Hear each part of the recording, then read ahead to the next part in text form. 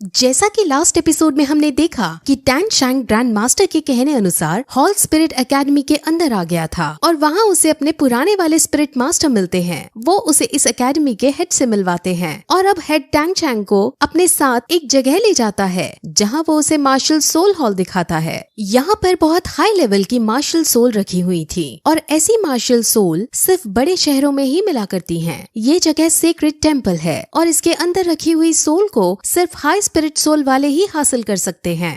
हर कोई spirit master इसको हासिल करना चाहता है, लेकिन अभी तक ऐसा कोई भी पैदा नहीं हुआ है जो इसको प्राप्त कर पाए। अब फिर टैंग शैंग उन्हें अपनी स्पिरिट सोल दिखाता है और उसके अंदर जब वो दतूरा स्नेक की स्पिरिट रिंग देखते हैं तो बहुत शॉक हो जाते हैं। जब उन्हें ये भी पता चलता है कि इस बच्चे की सोल पार 13 है तब वो बहुत अचंभित होते हैं, क्योंकि इस बच्चे ने 2 लेवल स्किप करके सीधे 13 सोल पार हासिल कर ली थी। अब वो समझ जाते हैं कि जरूर इसका टीचर कोई बड़ा आदमी है और जब वो उसे उसके टीचर के बारे में पूछते हैं तो टैंग शैंग ग्रैंड मास्टर को अपना टीचर बताता है। अब हेड उसे अपने यहाँ पढ़ाने के लिए रेडी हो जाते हैं और अब उसे इस एकेडमी में शामिल कर लिया जाता है। अब फिर टैंग शैंग बाहर जाता है और लोहारों की बस्ती में जाकर काम ढूंढने की कोशिश करता है। वो कुछ पैसे कमाना चाहता था ताकि अपनी रोजी रोटी कमा सके। वो एक एक करके लोहारों से काम मांगने लगता है, लेकिन हर कोई लोहार उसे बच्चा समझ उसका मजाक उड़ाकर भगा देता है। लेकिन एक लोहार उसे अपने यहाँ काम करने को कहता है और टैंग शैंग उसे सबसे मुश्किल काम जो कि रिफाइनिंग है वो मांग लेता है। अब ये सुनकर वो लोहार उसका मजाक उड़ाने लगता है,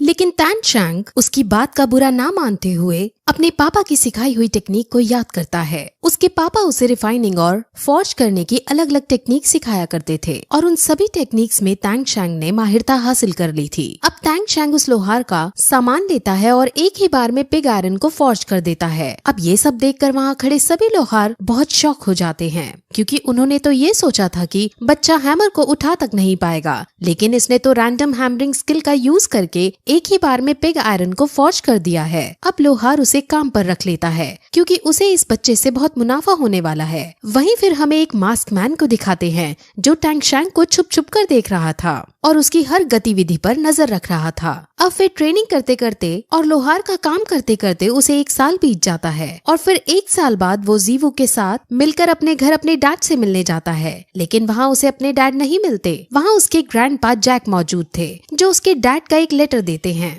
लेटर में लिखा था कि वो अब टैंग शैंग से दूर जा रहे हैं, क्योंकि अगर वो टैंग शैंग के पास रहेंगे तो टैंग शैंग को ट्रेनिंग करने में दिक्कतें होंगी और दूसरी बात उन्हें अपना भी एक पुराना काम है जो पूरा करना है, जिस वजह से वो अब तभी वापस लौटेंगे जब टैंग शैंग एक ताकतवर योद्धा बन जाएगा। अब अपने पापा को गया हुआ देख टैंग शैंग को बहुत बुरा लगता है। वहीं ग्रैंड मास्टर जो अब भी शहर के अंदर थे और वो अपने स्टूडेंट टैंग शैंग को ही याद कर रहे थे कि तभी गेट पर वहाँ टैंग शैंग के पिता टैंग हाओ आ जाते हैं। टैंग हाओ और ग्रैंड मास्टर एक दूसरे से 20 साल से नहीं मिले थे और जब ग्रैंड मास्टर अब टैंग हाओ को देखते हैं तो वो उसे देखकर बहुत शॉक होते हैं। उन्हें ये भी समझ आ जाता है कि टैंग शैंग इसका ही बेटा है और इसी वजह से वो इतना पावरफुल है। अब ग्रैंड मास्टर को ये पता चलता है कि टैंग हाओ ने अपने बेटे को अकेला छोड़ दिया है, जिस पर ग्रैंड मास्टर टैंग हाओ को बहुत खरी खोटी सुनाता है, क्योंकि टैंग शैंग अभी एक बच्चा है और ऐसा करना उसके साथ ठीक नहीं। लेकिन टैंग हाओ उसके बहुत कहने पर भी मानता नहीं और वो उसके पास वापस जाने के लिए रेडी नहीं होता। वो फिर उसे अलग तरह का दिखने वाला बैज देता है और खुद वहाँ से चला जाता है। वहीं टैंग शैंग जो अपने पापा की वजह से बहुत ज्यादा उदास हो जाता है और उसको कुछ भी करने का मन नहीं करता, लेकिन उसकी दोस्त जीवू उसे हिम्मत देती है और उसे समझाती है कि तुम्हारे डैड तुम्हारी भलाई के लिए तुम्हें छोड़कर गए हैं और वो तुम्हें एक बड़ा आदमी बनते देखना चाहते हैं, इसलिए तुम्हें अब दुख छोड़कर काम पर लग जाना चाहिए और बड़ा आदमी बनना चाहिए। अब टैंग शैंग समझ जाता है और वो दोनों कई और सारी बातें करते हैं और उनके बीच हमें एक रोमांटिक एंगल नजर आता है। वो दोनों एक दूसरे से हमेशा साथ रहने का वायदा करते हैं और टैंग शैंग उसकी हमेशा रक्षा करने की कसम खाता है। टैंग शैंग के पिता टैन हाओ की भी अपनी पूरी एक बैक स्टोरी है जो बहुत ज्यादा इंटरेस्टिंग है और उसके बारे में हमें आगे पता चलेगा। अब फिर टैंग शैंग जीवू को एरो चलाने की ट्रिक सिखाता है और उसे फिर अपना हिडन वेपन भी दिखाता है। हिडन वेपन को देख जीवू बहुत खुश हो जाती है और उससे हिडन वेपन मांगती है, लेकिन टैंग शैंग हिडन वेपन जैसी खतरनाक चीज को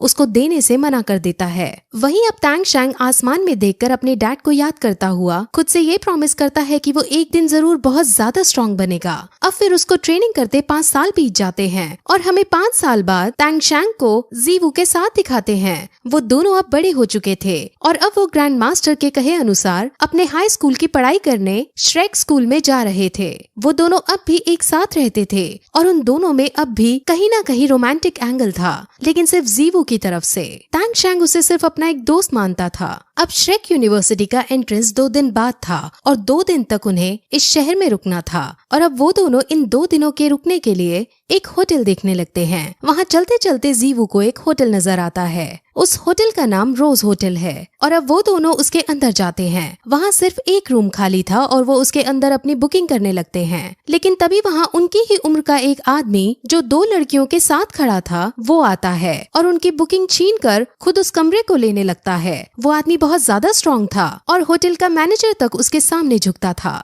सब लोग उससे डरते थे और इसीलिए होटल वाले उसे ही रूम देने लगते हैं। अब ये देखकर जीवू को गुस्सा आ जाता है और वो उससे बहस करने लगती है। उस आदमी का नाम मिस्टर धाय है और अब उसे भी गुस्सा आ जाता है। अब उनमें लड़ाई होने लगती है जिसमें टैंग शैंग उससे लड़ने को जाता है। पहले तो वो नॉर्मल स्किल्स का ही यूज करते हुए एक दूसरे पर हमला करते हैं और इन सभी में टैंग शैंग जीत जाता है, लेकिन अब मिस्टर धाय टैंग शैंग की एबिलिटीज को समझ जाते हैं। अब वो फिर अपनी स्पिरिट रिंग का यूज करता है और उसकी स्पिरिट रिंग एक टाइगर बीस्ट की है। उसकी सोल पावर 37 रैंक पर है और वो बहुत शक्तिशाली है। अब टैंग शैंग भी अपनी स्पिरिट रिंग को बाहर निकालता है जो एक दतूरा स्नेक की थी और उसकी सोल पावर 29 थी। वो अपनी स्पिरिट रिंग का यूज करते हुए उसको बांधने की कोशिश करता है, लेकिन मिस्टर धाई हर बार उसके बंधन को तोड़ बाहर निकल जाता है। अब ऐसा टैंग शैंग कई बार करता है, लेकिन मिस्टर धाई की स्पिरिट रिंग एक व्हाइट टाइगर बीस्ट की थी। वो हर बार उसे तोड़ते हुए बाहर निकल जाती है। अब फिर टैंग शैंग एक स्माइल के साथ अपनी एक और बंधन उस पर छोड़ता है और इस बार मिस्टर धाई बंधन में बंध जाता है। और यहाँ से अब हमें ये पता चलता है कि जितनी बार टैंग शैंग ने उसे बांधने की कोशिश की थी वो असल में उसे बांधना नहीं बल्कि उस पर पॉइजन छोड़ना चाह रहा था और हर बार उसके ऊपर थोड़ा थोड़ा पॉइजन गिरा था जिससे उसकी बॉडी अब पैरालाइज होने लगी और अब वो बंधन में बंध गया और वहाँ ऐसा लगने लगता है मानो टैंग शैंग जीत गया हो। लेकिन तभी मास्टर धाई अपनी तीसरी स्पिरिट रिंग का यूज करते हैं। उसकी तीसरी स्पिरिट रिंग व्हाइट टाइगर वज्र फॉर्मेशन थी और ये स्पिरिट रिंग उसके पॉइजन को तबाह कर देती है और अब टैंग शैंग भी समझ जाता है कि इसको अभी इसी वक्त नहीं हराया जा सकता। अब मिस्टर धाई जीत जाता है, लेकिन वो टैंग शैंग की बहुत तारीफ करता है क्योंकि उसकी स्पिरिट सोल एक ब्लू सिल्वर ग्रास की थी, लेकिन फिर भी उसने अच्छी लड़ाई लड़ी थी। ऐसा लग रहा था मानो मिस्टर धाई टैंग शैंग को यहाँ परखने आए हों, क्योंकि वो जीतने के बाद सीधे वहाँ से चले जाते हैं। वो रूम भी नहीं लेते और रूम की बुकिंग जीवू को मिल जाती है। अब मिस्टर धाई की स्टोरी भी हमें आगे पता चलेगी क्योंकि वो भी श्रेक स्कूल के अंदर ही एडमिशन लेने वाले हैं। अब वो दोनों फिर अपने रूम में जाने लगते हैं और रास्ते में वो मिस्टर धाई के बारे में बातें करते हैं। जीवू कहीं ना कहीं टैंग शैंग को पसंद करती थी, लेकिन टैंग शैंग एक जिम्मेदार और मैच्योर इंसान की तरह उसकी देखभाल किया करता था। अब रूम में पहुंचने पर उन्हें रूम बहुत अलग सा नजर आता है क्योंकि वो असल में एक हनीमून होटल था और ये देखकर टैंग शैंग को बहुत अजीब लगता है क्योंकि जीवू इतने शानदार रूम को देखकर बहुत खुश होती है और वो यहाँ वहाँ उछलकर सीधे बेड पर जाकर लेट जाती है। टैंग शैंग अब उसको बेड पर लेटा देख सोफे पर जाकर लेट जाता है और आज की लड़ाई के बारे में सोचने लगता है। असल में वो ये सोचता है कि अगर वो चाहता तो हिडन वेपन्स का यूज करके उसे हरा सकता था, लेकिन इससे हिडन वेपन की सच्चाई सबके सामने आ जाती, इसीलिए उसने हिडन वेपन्स का यूज नहीं किया था। वो फिर हिडन वेपन्स की कैपेबिलिटीज को याद करने लगता है और उसे अपने पिछले जन्म की एक बात याद आती है कि कैसे जब उसके सेक्ट के अंदर एक खतरनाक चोर भाग रहा था तो टैंग शैंग ने हिडन वेपन्स का यूज करके उसे पकड़ लिया था और उसे मौत के घाट उतारा था। अब फिर अगले दिन वो दोनों शहर घूमने जाते हैं जहाँ एक शॉप के अंदर जाने पर टैंग शैंग को एक क्रिस्टल नजर आता है। वो उसे खरीदना चाहता है और जब वो इसका रेट पूछता है तो शॉपकीपर उसे बहुत ज्यादा दाम बढ़ाकर बताता है। टैंग शैंग मान जाता है, लेकिन जीवू उसे इतनी महंगी डील ना करने को कहती है। लेकिन तभी जब शॉपकीपर ये देखता है कि टैंग शैंग किसी भी कीमत पर ये खरीदना चाहता है तो वो इसके दाम और ज्यादा बढ़ा देता है। अब ये देख जीवू को गुस्सा आ जाता है और वो टैंग शैंग को लेकर वहाँ से बाहर निकलने लग जाती है। लेकिन तभी शॉपकीपर टैंग शैंग की कमर पर ग्रैंड मास्टर मास्टर की दी हुई बेल्ट देखता है और वो समझ जाता है कि ये लड़का ग्रैंड मास्टर का डिसाइपल है। वो फिर उसे ये पीस फ्री में देने लगता है, लेकिन फिर भी टैंग शैंग उसके कुछ पैसे देकर उस पीस को अपने साथ रोज होटल में ले जाता है और वहाँ हैमर की मदद से उसको क्रश करके उसके ग्रैन्यूल्स को कलेक्ट करता है। असल में ये एक हेयर क्रिस्टल था और इस दुनिया में तो इसे एक नॉर्मल पीस ही माना जाता है, लेकिन टैंग शैंग के अकॉर्डिंग हम इससे बहुत छोटे छोटे और पतले साइज की नीडल्स बना सकते हैं और ये हिडन वेपन से भी ज्यादा शक्तिशाली हथियार साबित हो सकते हैं। टैंग शैंग को क्योंकि पिछले जन्म की नॉलेज थी, इस वजह से वो यहाँ एक नए तरह का हथियार बना पाया। जीवू ये देखकर बहुत शौक होती है और अब दोनों फिर और ज्यादा देर ना करते हुए श्रेक स्कूल की तरफ निकल जाते हैं। वहाँ पहुँचने पर वो एक लंबी लाइन देखते हैं और वहाँ जो उन्हें एंट्री दे रहा था वो उन सभी को टेस्ट कर रहा था। वहाँ जो बच्चा कमजोर था उसे वो एंट्री नहीं दे रहा था और जब वो बच्चा रिफंड की डिमांड करता तो उसे सीधे सीधे भगा दिया जाता। वहाँ उन्होंने साफ ये रूल रखा था कि जो कमजोर होगा उसको यहाँ एंट्री नहीं मिलेगी और उसकी फीस भी रिफंड नहीं होगी। वहाँ पे मिस्टर धाई भी खड़ा था जो उनको संभाल रहा था, जो रिफंड की डिमांड कर रहे हैं। मिस्टर धाई रिफंड मांगने वालों को ये कह रहा था कि जो रिफंड चाहते हैं वो मुझसे फाइट कर ले और अगर मैं हार गया तो तुम्हें रिफंड मिल जाएगा। लेकिन किसी की भी हिम्मत मिस्टर धाई से लड़ने की नहीं थी और सब बिना रिफंड लिए वापस अपने अपने घर लौट रहे थे। श्रेक का नाम एक मॉन्स्टर के ऊपर है और ये स्कूल सिर्फ मॉन्स्टर्स जैसे बच्चों को ही लेता है, यानी सिर्फ उन बच्चों को जो ज्यादा खतरनाक और ताकतवर हैं। अब टैंग शैंग मिस्टर धाई को देखते हैं और मिस्टर धाई टैंग शैंग को देखता है और दोनों एक दूसरे को देखकर एक रिस्पेक्ट वाली स्माइल पास करते हैं।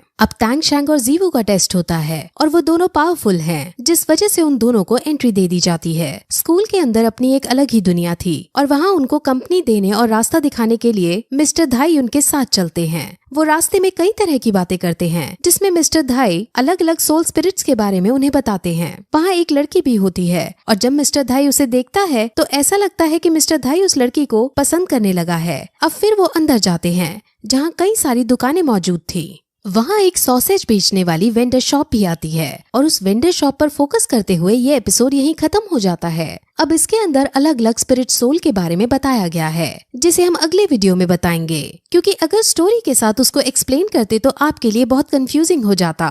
सो आगे की स्टोरी हम अगली वीडियो में एक्सप्लेन करेंगे। तब तक के लिए बाय।